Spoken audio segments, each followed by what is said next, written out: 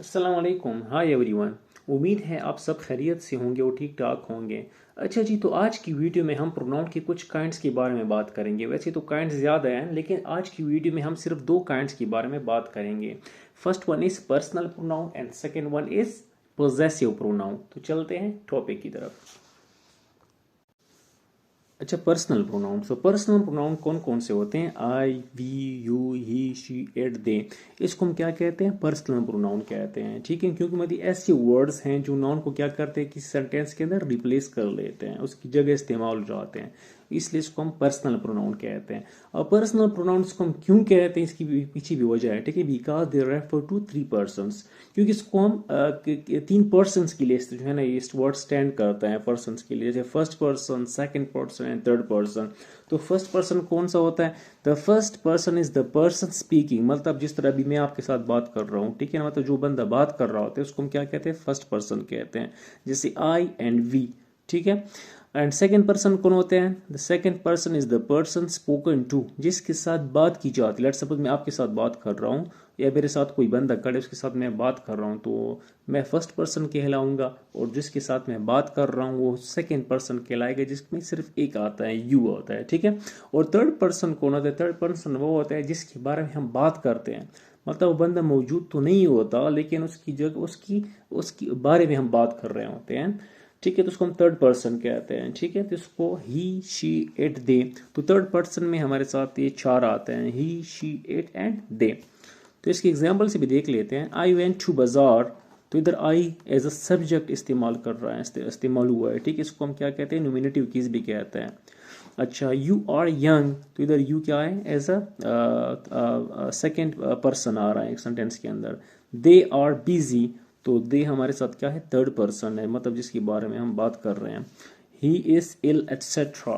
ठीक है, तो इधर आई, यू, दे, ही, इधर क्या इंडिकेट कर रहे हैं? पर्सनल प्रोनाउन को इंडिकेट कर रहे हैं। ठीक है, तो नेक्स्ट काइंड की तरफ चलते हैं।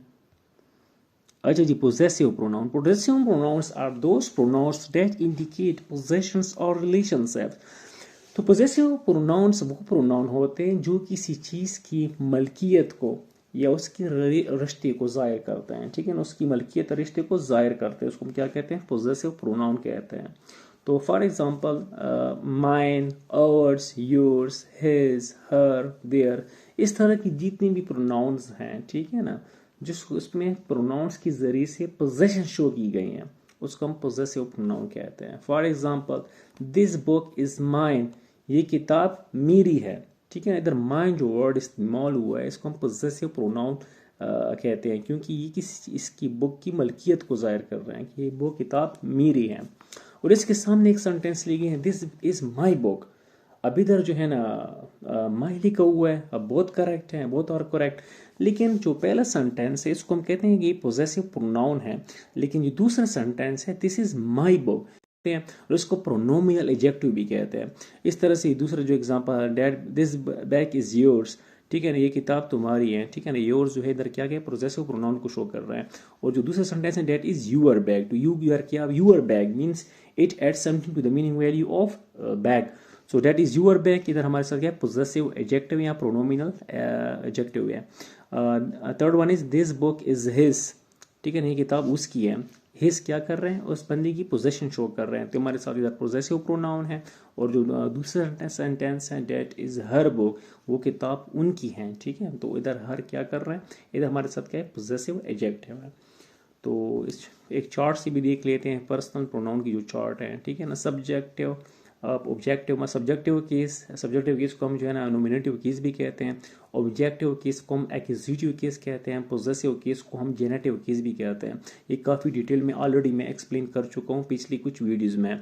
ठीक है, रिफ्लेक्सिव के बारे में हम बाद में पढ़ेंगे। ठीक है, इधर आई एंड मी, ठीक है ना, आई का मतलब जो ऑब्जेक्टिव केस बनते हैं वो मी बनते हैं, पोजेसिव में इसको माई और माइन दोनों बन जाते हैं। ठीक है, और जो वी हैं ये भी है ना, आई एंड वी दोनों फर्स्ट पर्सन में आते हैं। ठीक है ना, वी का जो ऑब्जेक्टिव केस है वो अस है, पोजेसिव केस में इसमें और आवर्स दोनों आते हैं। और जो सेकंड पर्सन इसमें सिर्फ एक आते हैं यू, तो यू का सब्जेक्टिव केस में यू बनता है, ऑब्जेक्टिव केस में भी यू बनता है। और इसका जो अगर पोजेसिव हम देख लें तो यूअर भी हो सकते हैं, यूअर्स भी हो सकते हैं, ठीक है। वो थर्ड पर्सन में ही शी इट ये तीन आते हैं, ठीक है। तो ही का सब्जेक्टिव केस ही है, ऑब्जेक्टिव केस हिम आ जाता है और इसका पोजेसिव में हिज बनता है। शी का सब्जेक्टिव में शी, ऑब्जेक्टिव में हर एंड पोजेसिव में हर एंड हर्स आता है। इस तरह से दे का सब्जेक्टिव नॉमिनेटिव केस देखें तो सेंटेंस में जब ये एज अ सब्जेक्ट के तौर पर इस्तेमाल होगा तो उसको हम दे कहेंगे, ठीक है। अगर ये जो है ना एक्यूजिटिव केस होगा, ऑब्जेक्टिव केस होगा तो देम इस्तेमाल होगा। अगर ये पोजेसिव केस होगा तो उसमें देयर एंड देयर इस्तेमाल होगा, ठीक है। तो आज के लिए इतना काफ़ी है, उम्मीद है आपको वीडियो पसंद आई होगी।